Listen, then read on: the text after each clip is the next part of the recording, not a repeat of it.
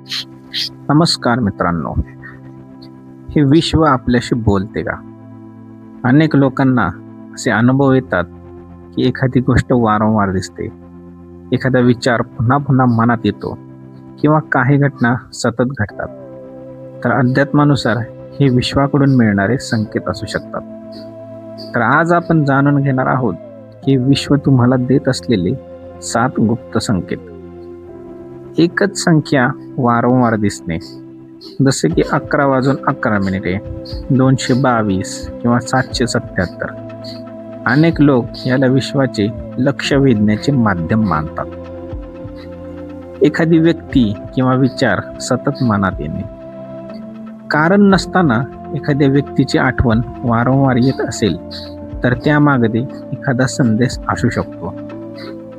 अनपेक्षित संधी मिळणे, योग्य वेळी योग्य व्यक्ती भेटणे किंवा अचानक संधी मिळणे हे सकारात्मक बदलाचे संकेत असू शकतात. जुने अडथळे दूर होणे, जे काम खूप दिवस अडकले होते ते अचानक मार्गी लागते.